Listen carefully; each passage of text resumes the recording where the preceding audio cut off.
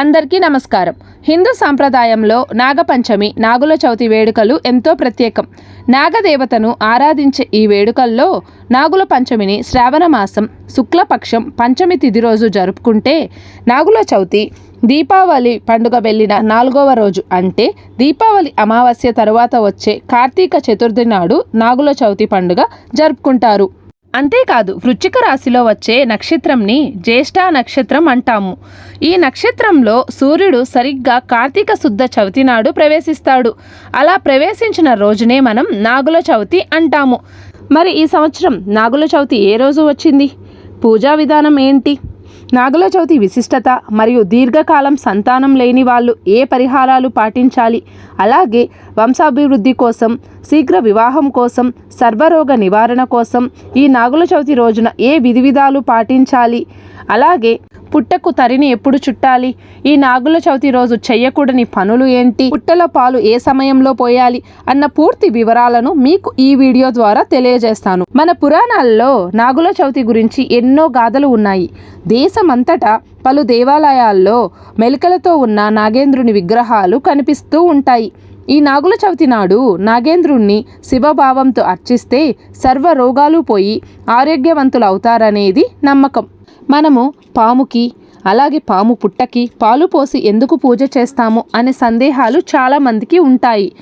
అంటే ఈ మానవ శరీరం అనే పుట్టకు 9 రంధ్రాలు ఉంటాయి. వాటినే నవరంధ్రాలు అని అంటారు. మానవ శరీరంలో నాడులతో నిండి ఉన్న వెన్నెముక్కను వెన్నుబాము అని అంటారు. అందు కుండలిని శక్తి మూలాధార చక్రంలో పాము ఆకారము వలనే ఉంటుందని యోగశాస్త్రం చెబుతుంది. ఇది మానవ శరీరంలో నిద్రిస్తున్నట్లు నటిస్తూ కామ, క్రోధ, లోభ, మోహ, మద, మత్సర్యాలనే విషయాన్ని గ్రక్కుతూ మానవునిలోని సత్వగుణ సంపత్తిని హరించి వేస్తూ ఉంటుంది. అందుకు నాగుల చవితి రోజున ప్రత్యక్షంగా విషసర్చ పుట్టలను ఆరాధించి పుట్టలో పాలు పోస్తే మానవునిలో ఉన్న విషసర్పం కూడా శ్వేతతత్వం పొంది అందరి హృదయాలలో నివసించే శ్రీ మహావిష్ణువునకు తెల్లని ఆదిశేషువుగా, శేషపాన్పుగా మారాలనే కోరికతో చేస్తుందంట. నాగుపాము పుట్టలో పాలు పోయేటలో గల ఆంతర్యం ఇదేనని చెబుతారు. ఇప్పుడు నాగుల చవితి పూజ చేయు విధానం గురించి తెలుసుకుందాం. నాగుల చవితి రోజున ఉదయాన్నే లేచి తలంటు పోసుకొని ఎరుపు రంగు దుస్తులు ధరించాలి. పూజా మందిరంని, ఇంటిని శుభ్రం చేసుకోవాలి. గడపకు పసుపు, కుంకుమ, గుమ్మానికి తోరణాలు కట్టుకొని పూజా మందిరాన్ని ముగ్గుతో అలంకరించుకోవాలి. మీకు కనుక తరికట్టే ఆచారం గనక ఉంటే సూర్యోదయానికి ముందుగానే మీరు స్నానాదులు ముగించుకొని పుట్ట దగ్గరికి వెళ్ళి పుట్ట చెట్టు పసుపు రాసిన నూలు దారాలు చుట్టి, ఇవి మీరు 3 లేదా 5 మీరు ఎన్నైనా చుట్టొచ్చు, చుట్టి ప్రమిదలు వెలిగించి పుట్టపై పసుపు కుంకుమ చల్లాలి. నాగదేవతను కీర్తనలు అలాగే పాటలు పాడి అగరవత్తులతో ధూపం సమర్పించి పూజ చేసుకోవాలి. పుట్ట దగ్గర తరి కట్టేసిన తర్వాత తిరిగి ఇంటికి వచ్చి మీరు మీ పూజా మందిరంలో నాగేంద్ర స్వామి పాము పడగ ప్రతిమను కానీ లేదా ఆయన ఫోటోను కానీ పూజకు ఉపయోగించాలి. మీరు నాగేంద్ర స్వామికి పూజ చేసేటప్పుడు ఏ పుష్పాలతో, ఏ పత్రాలతో పూజిస్తే ఏ ఫలితాలు వస్తాయో నేను ఇప్పుడు చెబుతాను. మల్లెపూలతో పూజిస్తే భార్యాభర్తలు అన్యోన్యంగా ప్రేమ అనురాగాలతో ఉంటారు. సన్నజాజులతో కానీ తెల్లని కలువలతో కానీ పూజిస్తే గృహయోగం కలుగుతుంది. బిల్వపత్రంతో అర్చిస్తే సిరి సంపదలు కలుగుతాయి. పసుపు రంగు పూలతో పూజిస్తే ఆరోగ్యం సిద్ధిస్తుంది. అంతేకాకుండా దీర్ఘకాలంగా బాధపడుతున్న రోగాల నుండి నివారణ జరుగుతుంది. ఎరుపు రంగు పూలతో పూజిస్తే సంతాన భాగ్యం అలాగే సౌభాగ్యం 2 కలుగుతాయి. ఇప్పుడు మీరు నాగేంద్ర స్వామికి మీకు నచ్చిన పూలతో పూజ చేస్తూ నాగేంద్ర అష్టోత్తరం, నాగేంద్ర స్తోత్రం, నాగస్తుతి, నాగేంద్ర సహస్రనామాలను మొదలైనవి పఠిస్తూ పూజ చేయండి. ఇన్ని స్తోత్రాలు మీరు పఠించలేకుండా ఉంటే నేను చెప్పే ఈ ఒక్క నామాన్ని 108 సార్లు పఠించండి. ఓం నాగేంద్ర స్వామినే నమః. తర్వాత నైవేద్యంకు చలిమిడి, చిమ్మిలి, నూపప్పు, బెల్లంతో చేస్తారు. అరటి పళ్ళు, అటి బుర్ర గుంజలు, తీగలు మొదలైనవి నివేదన చేస్తారు. నాగుల చవితి నాడు చిమ్మిలి, చలిమిడి మనం ప్రసాదంగా ఎందుకు పెడతామంటే రాబోయే కాలమంతా కూడా విపరీతంగా చలి ఉంటుంది. దానివల్ల మనకు జలుబు, దగ్గు మొదలైన జబ్బులు చేస్తూ ఉంటాయి. వాటి నుండి కాపాడటానికి ఆయుర్వేదంగా చిమ్మిలి ఔషధంగా పనిచేస్తుంది. అలాగే చలిమిడి కడుపుకు చలవ చేస్తుంది కనుక వీటిని మనం ప్రసాదాలుగా నైవేద్యం పెడతాము. తర్వాత స్వామివారికి ధూప దీప నైవేద్యాలను సమర్పించి హారతిని ఇచ్చి పూజను ముగించాలి. ఇప్పుడు పుట్ట వద్దకు కావాల్సిన సామాగ్రిని సిద్ధం చేసుకోవాలి. పసుపు, కుంకుమ, అక్షంతలు, కర్పూరం, గంట, హారతి పళ్ళెం, అగ్గిపెట్టె, అగరబత్తి, ప్రమిదలు, ఆవు నెయ్యి, ఒత్తులు, బియ్యపిండి, నీళ్లు, తమలపాకులు. మీరు ఇక్కడ మట్టి ప్రమిదల్లో అయినా దీపారాధన చేయొచ్చు. లేదు మీ ఇంటి ఆచారం ప్రకారం పిండి దీపారాధన చేయాలి అనుకుంటే పిండి దీపారాధనకు కావాల్సిన సామాగ్రిని తీసుకోవచ్చు. వీటితో పాటు ముఖ్యంగా తీసుకువెళ్లాల్సినవి నైవేద్యాలు: చిమ్మిలి, చలిమిడి, వడపప్పు, అరటిపళ్ళు, ఆవు పాలు, బియ్యం నూక. వీటన్నిటిని సిద్ధం చేసుకొని పుట్ట దగ్గరకు వెళ్ళాలి. ఇప్పుడు పుట్ట దగ్గర చేసుకునే పూజా విధానం గురించి తెలుసుకుందాం. మీరు ఉదయాన్నే వెళ్ళి, అంటే సూర్యోదయం కంటే ముందుగా వెళ్ళి తరిని చుట్టి వచ్చారు కదా. ఇప్పుడు పుట్ట దగ్గర కొంచెం నీళ్లు చిలకరించి పుట్ట దగ్గర ముగ్గు వేయాలి. దాని మీద పసుపు, కుంకుమ వేసి ఒక తమలపాకు పెట్టి దాని మీద 2 మట్టి ప్రమిదలు కనుక అయితే 2 తీసుకొని ఒకదాని మీద ఒకటి పెట్టాలి. లేదు అనుకుంటే మీరు పిండి దీపారాధన చేస్తున్నట్లయితే మీరు తయారు చేసిన ఆ పిండి దీపాలను అక్కడ పెట్టి అందులో ఆవు నెయ్యి పోసి 2 వత్తులు వేసి దీపారాధన చేయాలి. తరువాత ఓం నాగేంద్ర స్వామినేన నమః అంటూ చేతిలోకి కొంచెం చిమ్మిలి, చలిమిడి, వడపప్పు, అరటిపండు ముక్క ఆవు పాలతో కలిపి పుట్ట కన్నులో 3 సార్లు పోయాలి. ఇక్కడ ఒక చిన్న మాట గుర్తుపెట్టుకోండి. పైన చెప్పినవన్నీ కొంచెం కొంచెం శాస్త్రానికి మాత్రమే అన్నట్టు పోయండి. లేదంటే అది పుట్టలో ఉండే పాములకు హాని కలిగిస్తుంది.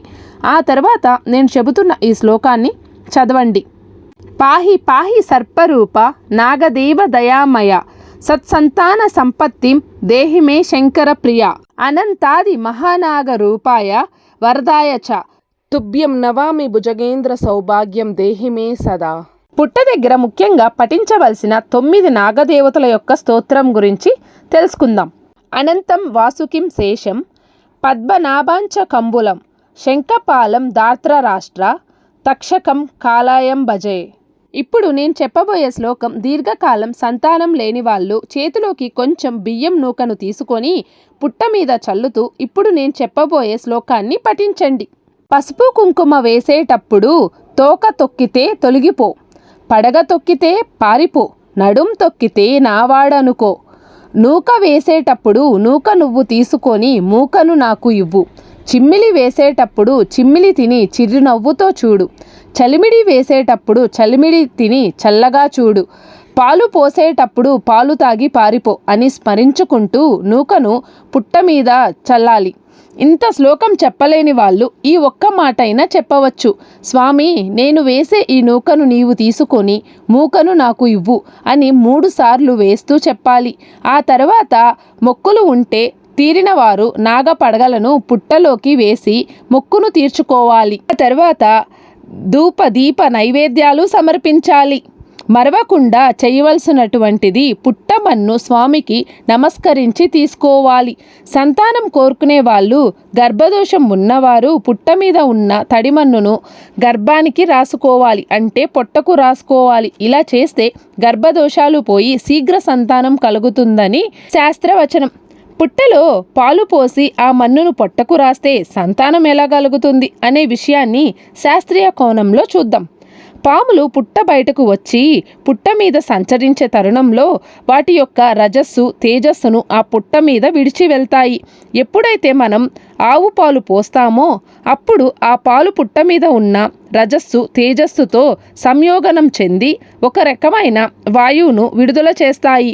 మనం ఆ తడి మన్నును రాసుకున్నప్పుడు ఆ మన్నులో ఉన్న వాయువు మనలో ఉన్న లైంగిక పరమైన దోషాలను తొలగింప చేయడానికి ఉపయోగపడతాయి. అందుకే స్త్రీలు పుట్టమన్ను రాసుకుంటే గర్భదోషాలు పోయి సంతానం కలుగుతుంది. ఇక పిల్లలు, పెద్దలు ఈ మన్నును చెవులకు రాసుకోవాలి. ఇలా చేస్తే చెవు సంబంధిత బాధలు తొలగిపోతాయి.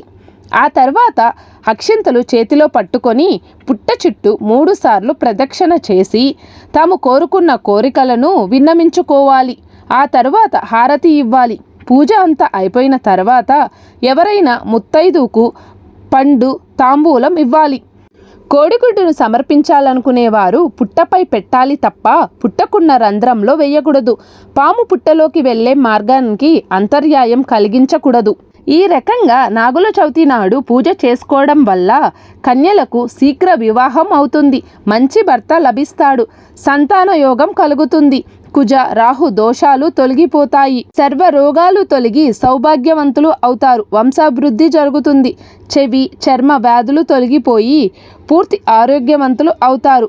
తర్వాత ప్రసాదం స్వీకరించి పుట్టమన్నును ఇంటికి తీసుకొని వెళ్ళాలి.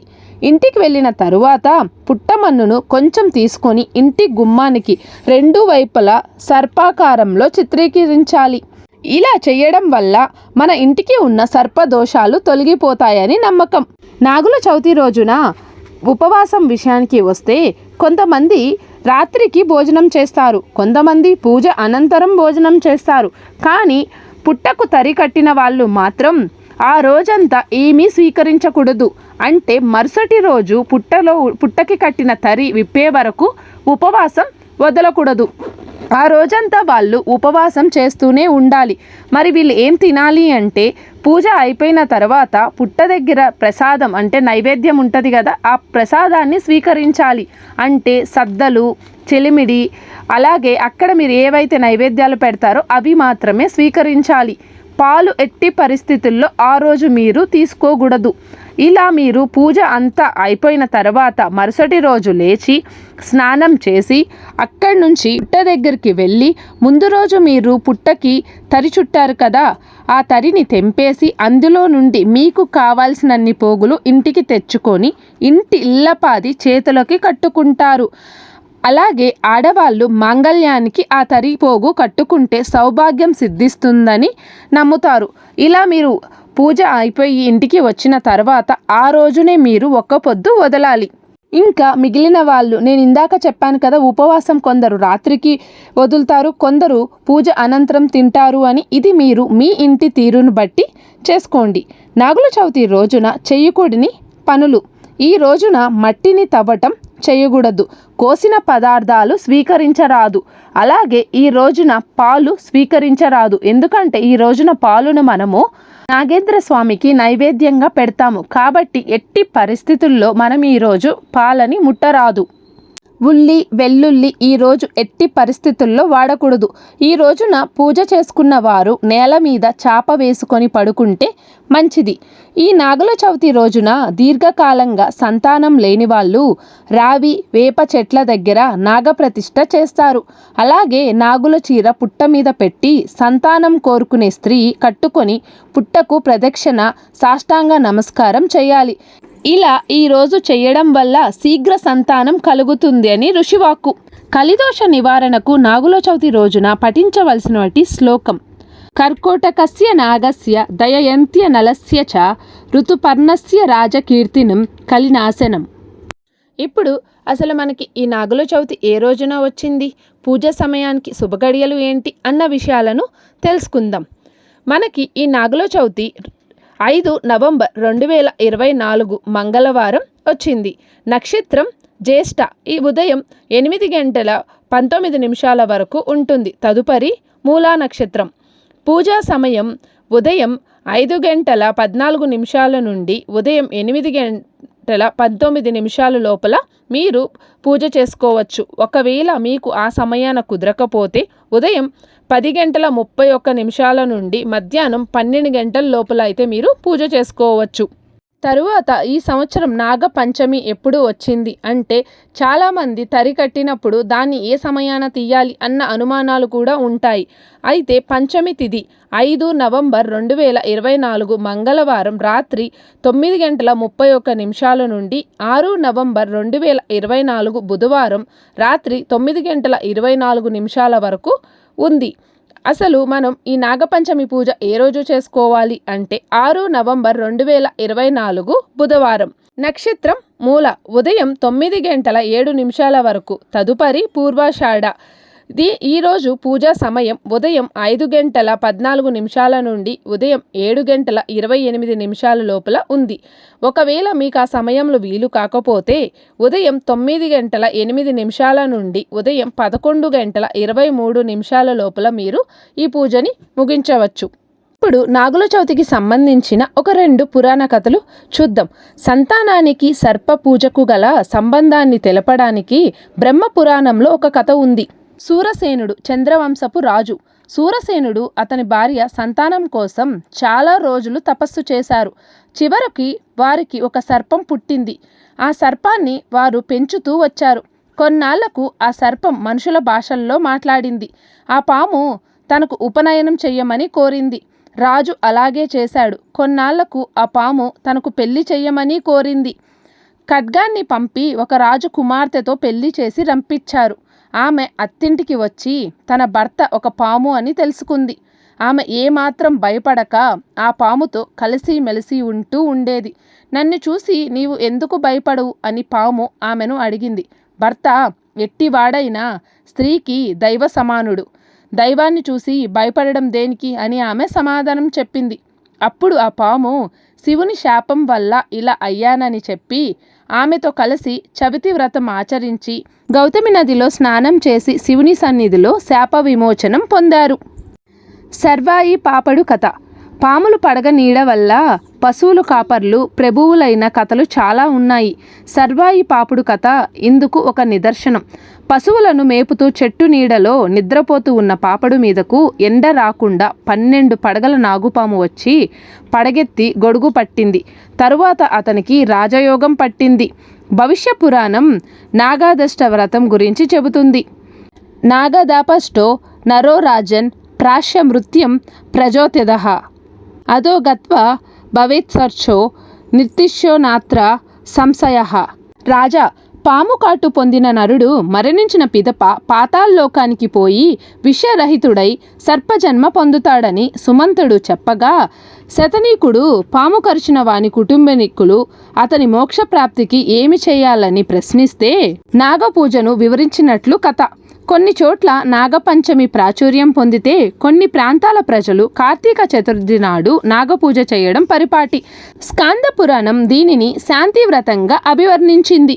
నాగపూజ గురించి నేను ఇప్పటివరకు మీకు చెప్పింది అర్థమైందని అనుకుంటున్నాను. రేపటి వీడియోలో మళ్ళీ కలుసుకుందాం. సర్వే జన సుఖినో భవంతు.